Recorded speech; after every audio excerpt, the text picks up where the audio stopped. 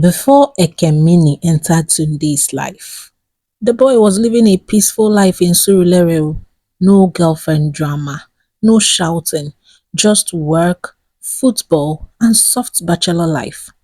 Then one Sunday afternoon, his mother arrived from the village, carrying disaster in human form.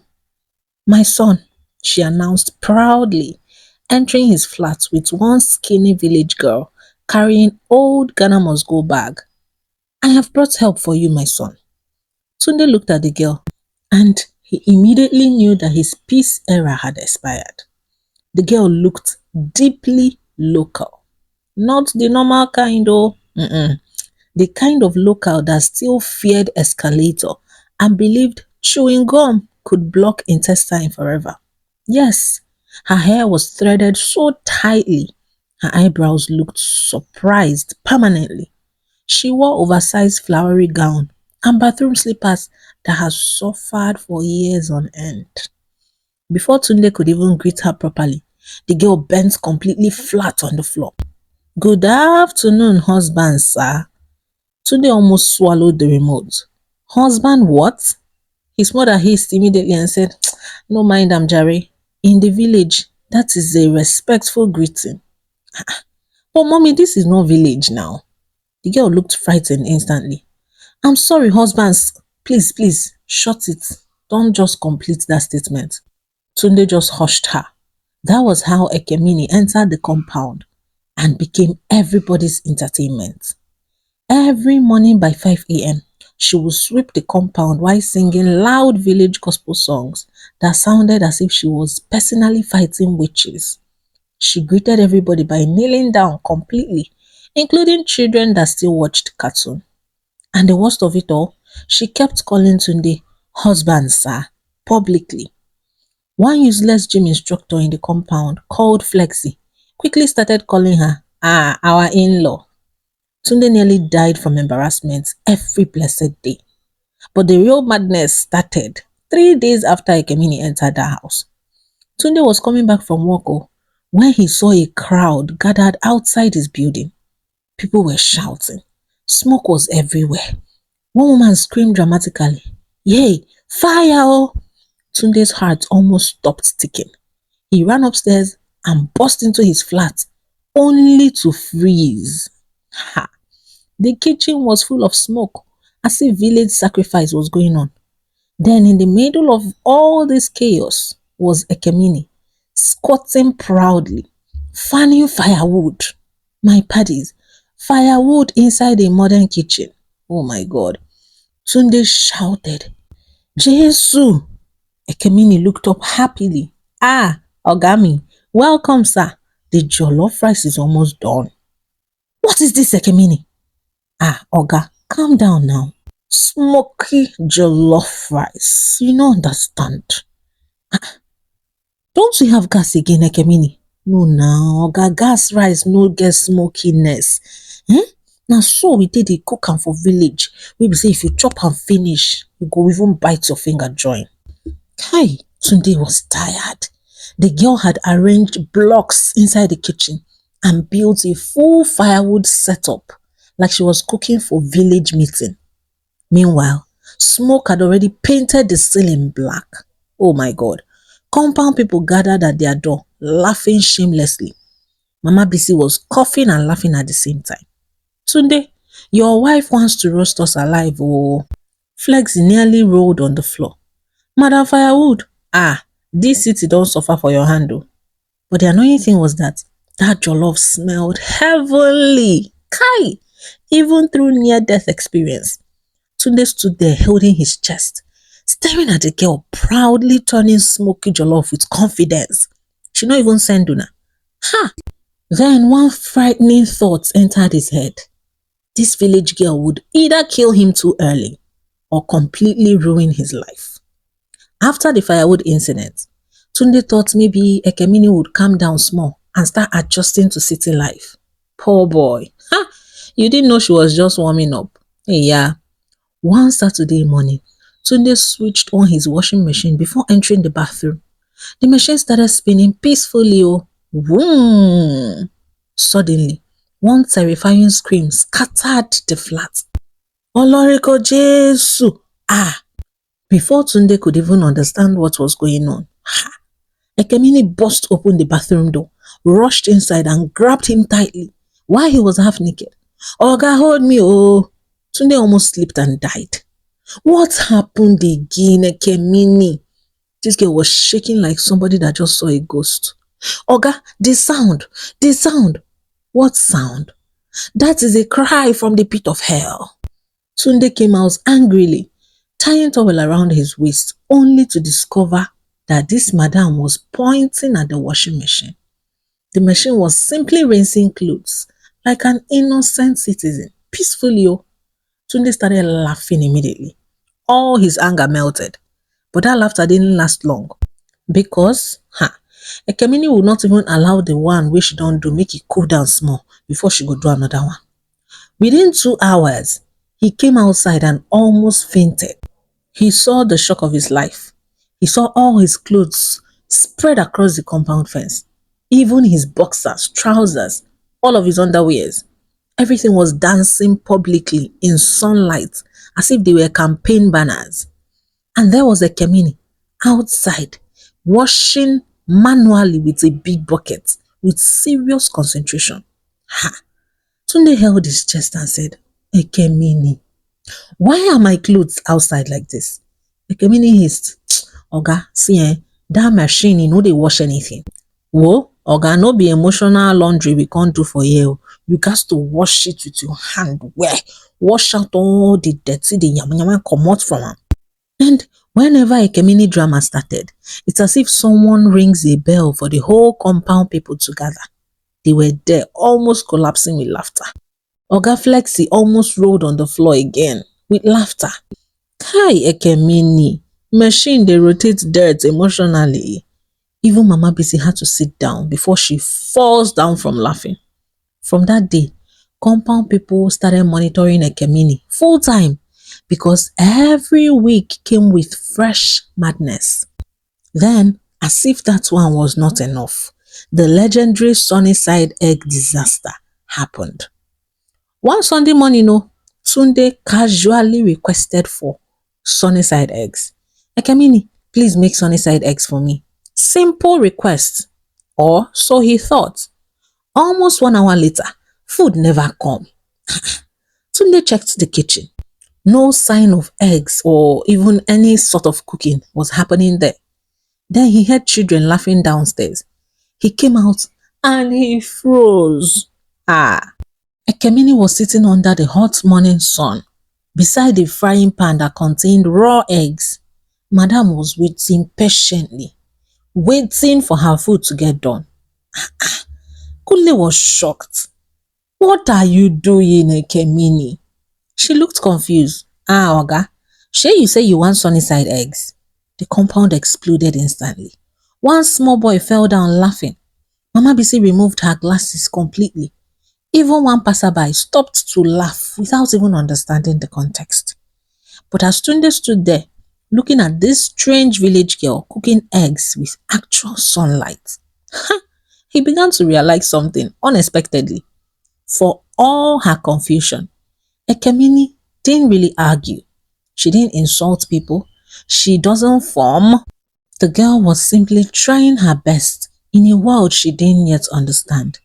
And somehow, that innocent madness was starting to touch Tunde's heart little by little. At this point, Ekemini had become the unofficial entertainment minister of the compound. Every single day, she found new ways to confuse Lagos people without even trying hard. Another afternoon, Tunde returned from work, opened his wardrobe, and nearly collapsed from the smell that rushed out. The whole wardrobe smelled like a village fish market. He searched properly and discovered that 3 big dried fish were carefully arranged beside his neatly ironed office shirt. So, Ekemini! He shouted. The girl ran outside immediately. Yes, Ogami. Why are there fishes inside my wardrobe? Ekemini looked genuinely surprised that he was asking such a question. Ogami, you know now, rats love kitchen. But you see this your wardrobe, never. They will never ever near this your wardrobe. You know why? Because your perfume is strong. And if that perfume enter their nose, they no go ever survive am. So they avoid this your wardrobe. Oh. I have noticed it. Hell, Tunde just stood there looking at her, like words eluded him. He didn't know what to say. Omo, another day, the Wi-Fi stopped working briefly. Normal thing. But because Tunde had already bought Ekemini a smartphone and taught her how to do TikTok and, Facebook and watch videos, Ekemini was seriously watching one video, laughing, when the Wi-Fi suddenly stopped. Before Tunde could even restart the router, he walked into the parlor and saw Ekemini standing before it like a village prophetess. The girl had already poured anointing oil on the router and was praying aggressively. Every spirit blocking this connection out. Tunde shouted, "Oh Lord God Jesus, leave my Wi-Fi alone." Ekemini turned confidently and said, "Ogami, this thing is spiritual. You know say this life wey me and you dey, it is deep. It is very, very deep. Internet cannot just disappear by itself now. When nobody touch am. This is from my village. Oh. They don't want me to enjoy this sweet, sweet TikTok dance where I don't dey learn small, small for myself." Tunde couldn't even stay angry with her. He laughed that day, as if that was not enough. One afternoon, Tunde's office colleagues visited him unexpectedly, and that was the day Ekemini chose to bring the main premium embarrassment. As they just entered the compound, they saw one chicken running for its dear life around parked cars. Then they saw Ekemini chasing it with broom and her wrapper tied tightly around her waist. Ha! She was sweating profusely. Children were following her behind, shouting like football fans. Meanwhile, Ekemini kept yelling confidently, "Come back here! Oga said he wants fresh meat, not frozen sadness they sell inside market. Come back here, you mannerless chicken." Tunde wanted the ground to open for him to enter. Chai! But instead of mocking her badly, the colleagues laughed warmly. And surprisingly, one of them pulled Tunde aside and told him, "To be honest, this girl is very refreshing. Everybody in this Lagos is forming accents and pretending to be rich. But this one right here, she is just being herself. And that is very rare." Ha! That statement stayed with Tunde longer than he even expected. The girl was exhausting, but she was too kind and too innocent to hate. But then, not everyone is going to find her funny or likable. And the particular hater that stood out was Cynthia, Auntie Kate's daughter. Cynthia was one of those Lagos girls that behaved as if they were too fine to even greet anybody properly. She started mocking Ekemini openly anytime she saw her. Bush girl deluxe, Madam Firewood, village Bluetooth. Compound people usually laughed whenever Cynthia started. And Ekemini would laugh as well and pretend that it didn't pain her. But one night, Tunde woke up to drink water and heard someone crying from the kitchen. He peeped through the door and saw Ekemini sitting alone on a small stool, peeling onions while tears rolled down her face silently. That was the first night Tunde stopped seeing her as one funny village girl. And another day, Tunde returned from work on one Friday evening, looking like somebody that life had slapped left, right, and center. The problem was one girl called Vanessa. Beautiful girl who had a soft voice, but she had a degree in billing. For almost 3 months, the girl had been disturbing Tunde about soft life birthday week. First, it was photo shoot, then beach resorts, matching outfits, then a birthday yacht package, as if she was contesting for Miss Universe. When Tunde finally told her that he could not waste that kind of money on 1 week of Instagram content, the girl got angry and ended the so-called relationship immediately. She even sent a long voice note talking about, "If a man cannot sponsor your happiness, he does not deserve your presence." Tunde was still recovering from the foolish grammar when he came into the home and sat down without even switching on the television. He looked gloomy. Ekemini noticed it immediately. The girl might not understand technology, but she understood human beings very well. She didn't ask too many questions. She simply went to the kitchen and started cooking his favorite stew. When she was done, she brought the food and sat on the floor with him. For some minutes, both of them stayed silent. Then Ekemini spoke first. Ogami, in the village, goats that like expensive yam usually follows another farmer. Tunde just looked at her tiredly. What does that even mean? Eh? She shrugged and said, if somebody love you, only when things are sweet, that person is not meant for you. They're actually borrowing your happiness. The goat's reference made Kule actually laugh a little. Then Ekemini continued, giving strange village advice using cassava, goats, stubborn chickens as examples. Somehow, everything she said made sense. And for the first time, Tunde stopped seeing her as one funny village girl that entertained the compound. He started seeing somebody with a genuinely clean and innocent heart. That same night, he woke up around midnight to drink water and noticed the lights that was still on at the dining area. And when he checked, he froze. He saw Ekemini sitting alone with one old children textbook. The girl was sounding out words slowly with serious concentration. A, p, p, apple, orange, television. Tunde was genuinely surprised and impressed. Television, he corrected her gently. Ekemini jumped from fear and quickly hid the book. I'm sorry, Oga. Ah, why are you hiding it now? The girl looked down shyly and said, Oga me, I no finish school. I no wan make you laugh me, say my level too small. That was the exact moment Tunde actually asked her about her story and sat down to listen to her talk. And then she started gisting him about how her father died when she was young, how poverty pushed her into housemaid work from childhood, how people constantly mocked her for being too local, how she stopped speaking English confidently because people always laughed whenever she tried. Meanwhile, through everything, she still remained soft-hearted, respectful, and eager to even learn more.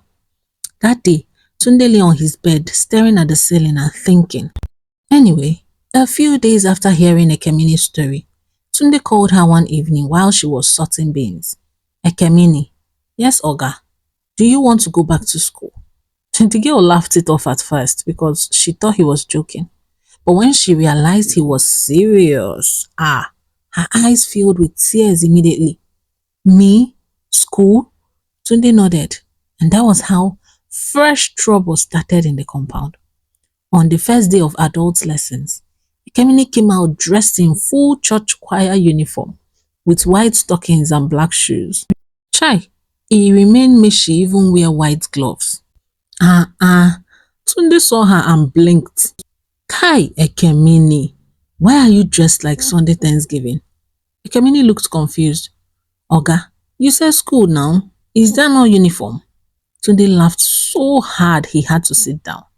But honestly, the girl took education seriously with her whole chest. She carried her books everywhere. She practiced English loudly, even while washing plates. And then, gradually, something beautiful started happening. Her confidence started to grow. Her English started to improve little by little. She stopped hiding whenever educated people visited. Then she discovered she loved cooking professionally. I mean, all of us deserve to taste Ekemini's special smoky jollof rice. It always tasted like party jollof all the time. At first, everybody mocked her firewood rice. So after Tunde discovered that she was really good at cooking, he then suggested that she start selling it to make some profit for herself. And just like that, people started visiting her to buy her smoky jollof rice. Before long, everybody was ordering from her. News spread across the whole estate. People were loving her food. Even Flexi that laughed the loudest before started begging for extra meat every weekend. And as Tunde watched Ekemini gradually become a stronger, better, and more confident version of herself, He was so proud. In no time, 2 years passed, and somehow the same compound that laughed at this girl could no longer imagine life without her. The girl had changed beautifully. Not in that fake Lagos way where people suddenly start speaking through their noses and forming lifestyle that they couldn't afford. No, Ekemini was still Ekemini. She still laughed too loudly sometimes. She still called Blender that angry machine. But now, she carried herself differently, with confidence and peace and aura. Her small catering business had grown into something serious. Every weekend, people lined up for her smoky jollof rice, as if it contained government palliative inside. Even her number one hater, Cynthia, who once called her Bush Girl Deluxe, secretly ordered food using another person's number. Because life can embarrass proud people beautifully. One Saturday evening, the compound held a small barbecue party downstairs. They were playing soft music, everybody was happy, they were eating and laughing and dancing. As expected, Ekemini became the center of discussion again. Flexi raised his bottle dramatically and said, "To Madam Firewood, the only woman that ever tried roasting Surulere alive." Everybody burst into laughter. Even Ekemini laughed until tears entered her eyes. Mama Bisi shook her head, smiling. Ah, Ekemini, you truly brought drama to this compound. Let's not forget the famous sunnyside eggs under direct sunlight. Chai! Everybody burst out laughing again. And then Tunde stood up quietly and walked straight to Ekemini. The whole compound started calming down little by little. He looked at her for a few seconds before speaking. You know, everybody laughed at you when you first came here. I laughed as well, and you got on my last nerve. Ekemini smiled shyly, and he continued. But while everybody was packaging fake life and fake accent and fake BBL, you were the only person that stayed completely real. You entered my life like a problem, but somehow you became my peace.